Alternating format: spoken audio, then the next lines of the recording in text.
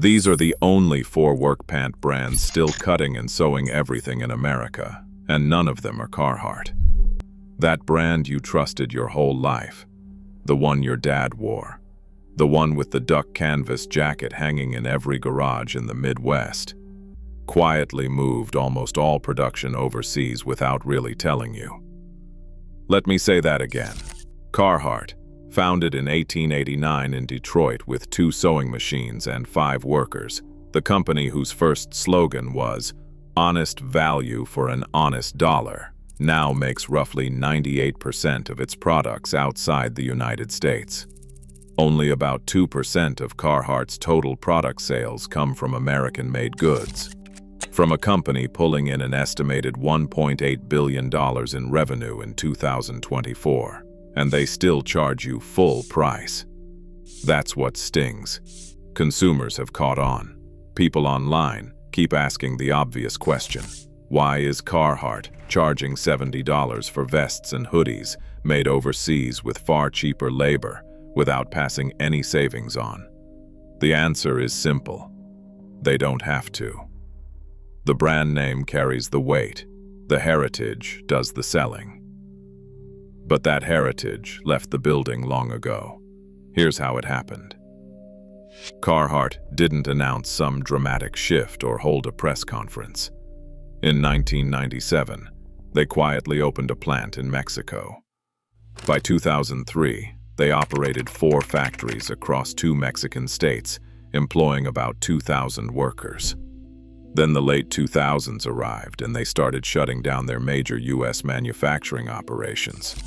Today they still run 3 facilities in Kentucky and Tennessee, with around 2,700 American workers, producing what's left of their union-made clothing line. But those facilities produce a tiny fraction of total output. The rest flows from Mexico, China, and other countries. And the quality? People have noticed that too. Forum after forum reveals the same observation. The material runs thinner. The stitching isn't the same. So you're paying the same price for a different product made in a different country, and nobody told you the rules changed. This isn't just Carhartt's story, though. This captures American manufacturing's collapse, accelerated by trade agreements like NAFTA. In 1990, over 900,000 Americans worked in apparel manufacturing. By 2023, fewer than 100,000 remained. The number of U.S. apparel manufacturers dropped from over 15,000 in 2001 to roughly 7,000 today. An entire industry hollowed out in a single generation, but 4 brands refused to leave. That's what this is really about.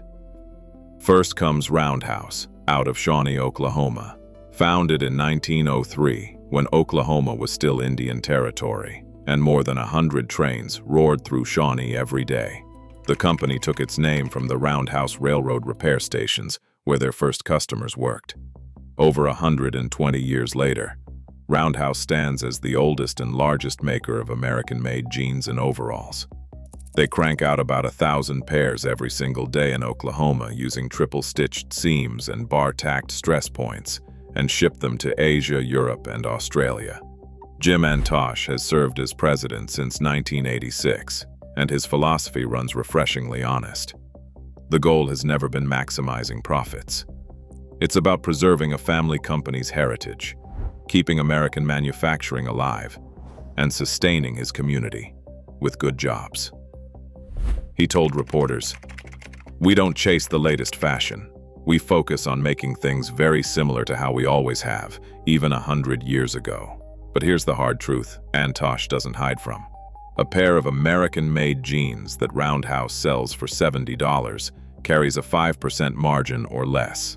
Meanwhile, his jeans sewn in Bangladesh still sell for $40 and deliver 20% margins.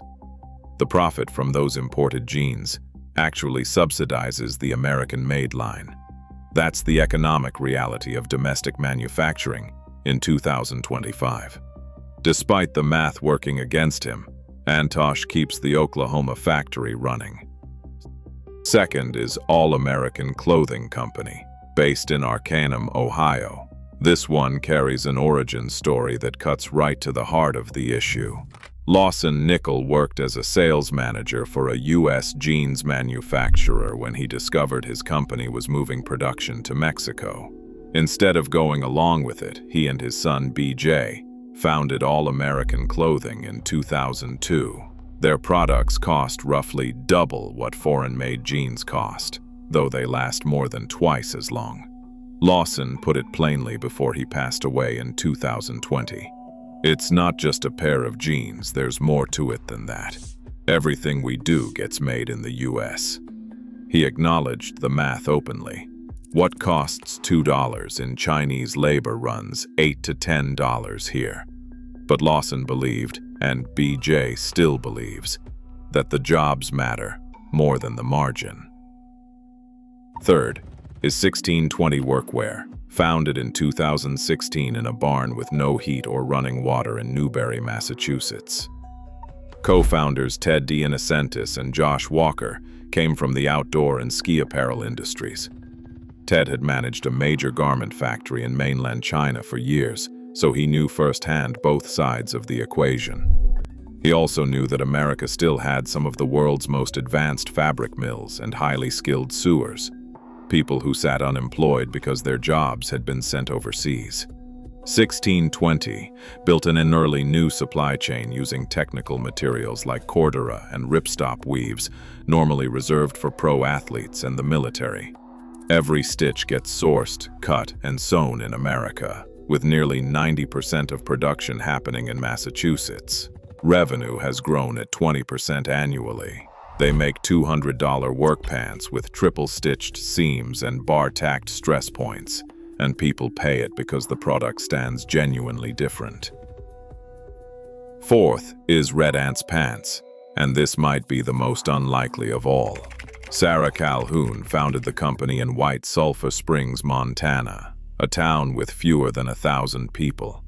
She started developing her design in 2004 and opened her store in 2006 because she spotted a gap nobody else was filling. Women who worked on ranches, in trades, and outdoors had no work pants actually designed for their bodies. Every stitch gets made in USA. The foundation she built from business proceeds has awarded more than $180,000 in grants to Montana organizations. And yes, she also started a music festival. The Red Ant's Pants Music Festival draws thousands of people to a cow pasture outside her tiny town every year. A work pants company started a music festival. That's the kind of thing that happens when someone builds a brand around community instead of quarterly earnings. So here's where we stand in 2025.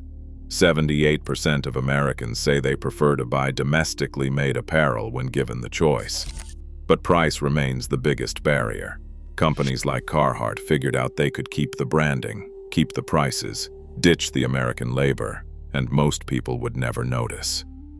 These four brands noticed: Roundhouse, All American Clothing, 1620, Workwear, and Red Ant's Pants aren't giant corporations. They're families, small teams, and stubborn founders who decided that where something gets made actually matters.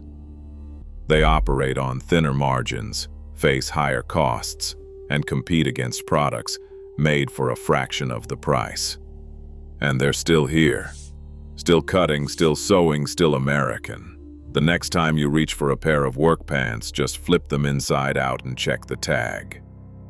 You might be surprised by what country is doing the work.